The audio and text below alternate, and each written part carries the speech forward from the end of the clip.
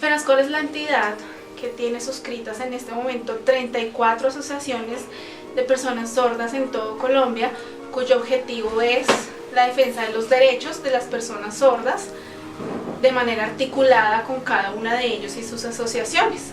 La idea es generar una incidencia frente a las entidades del gobierno y que se reconozca a la persona sorda. Y al día de hoy podemos decir que 33 años después ya hemos logrado un acceso mayor al bachillerato, a la educación superior, inclusive a maestrías y a especializaciones, lo cual ha sido pues una transformación y una evolución que nos satisface, pero que sin embargo no es suficiente ni es la que nosotros esperamos y queremos como personas sordas. Así que en este momento encontramos que la mayoría de las personas sordas acceden a la universidad, tienen un título, pero tienen una gran debilidad en lectoescritura. Entonces esto no significa que sea responsabilidad de la persona sorda, sino de la formación que ha recibido desde el bachillerato, desde los procesos básicos de la primaria. Entonces en este momento todavía se está enseñando el español a personas sordas, igual que se enseña a personas oyentes. Y si podríamos decirlo, estamos diciendo que la mayoría de las personas sordas no manejan el español.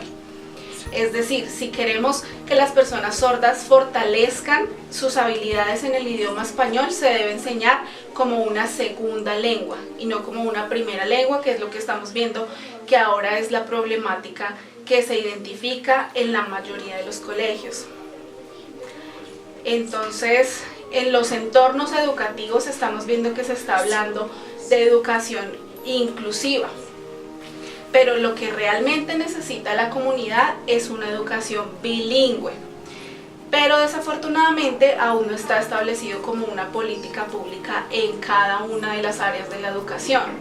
Entonces necesitamos construir una política pública enfocada en una educación bilingüe, que lo podríamos relacionar, por ejemplo, con los indígenas, que ellos tienen una política pública bilingüe aquí en Colombia y que ha sido reconocida y ha dado los lineamientos para que la mayoría de los profesores lo establezcan en cada una de las áreas donde hay esta población. No significa que todo sea negativo, estamos hablando de un balance entre cosas positivas y negativas, pero hemos ido cambiando esto con el tiempo, con el paso de los años y con lo que ha hecho FENASCOL. En este momento se piensa que la educación inclusiva está basada solamente en incursionar laboralmente a intérpretes o modelos lingüísticos, pero no se trata de esto, necesitamos ir más allá. Necesitamos generar un cambio desde esa política pública, precisamente, que es lo que en este momento está bastante débil.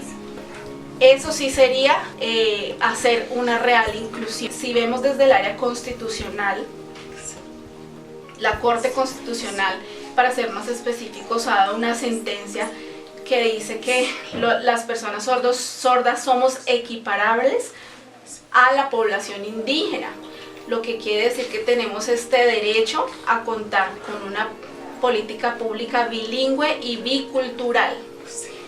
Pero mientras no se construya esta, seguiremos fallando en estos procesos de inclusión. Bueno, en estos momentos hemos generado diferentes encuentros con el INSOR para que ellos pues nos den a conocer de manera detallada el proyecto que se denomina Colombia Primera en Educación. Pues hemos generado varias mesas de trabajo, pero en este momento hicimos una pausa en este proceso hasta que podamos entender de manera profunda qué significa y si es pertinente o no para las personas sordas. Es decir, si lo vemos desde afuera, son 10 colegios que están aplicando el mismo principio de educación inclusiva, pero no hemos visto un mayor impacto frente a la comunidad y frente a sus necesidades.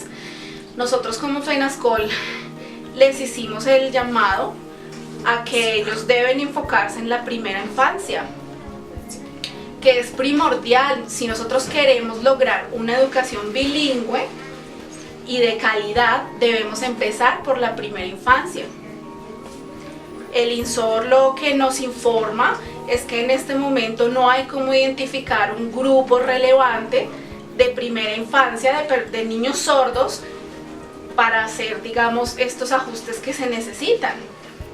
Entonces, ¿qué está pasando en este momento? Cuando hay un niño sordo, la solución que se da es desde el área clínica para que se adjunte, digamos, estas personas sordas a el mecanismo de un implante coclear. Entonces estamos viendo que nuestros niños están perdiendo ese valor y esa cultura que los identifica frente a la lengua de señas, que es su idioma. Entonces es importante generar esos lineamientos para empezar a hacer unas campañas y explicar a la sociedad en general que los implantes cocleares, si bien son una solución, están prohibiendo la lengua de señas. Entonces, es necesario que las personas entiendan que nosotros como personas sordas debemos ser bilingües, es decir, manejar el español y la lengua de señas. Entonces estamos viendo que mediante este proyecto de Colombia Primera en Educación no es claro. Entonces estamos viendo que todavía el Ministerio de Educación pues tiene pensado que el simple hecho de contratar un intérprete es hacer inclusión, pero es lo mismo que tú me estás preguntando en este momento, ¿qué pasa con la aplicación de esos ajustes razonables que se deberían tener a nivel regional, en donde todavía no se han contratado ni los intérpretes ni los modelos? Entonces llegan los niños, no están entendiendo absolutamente nada, y en la evaluación pues es más que lógico que les vaya regular. ¿Por qué? Porque no han entendido los conceptos que se les están enseñando a diario, pero no es algo fácil.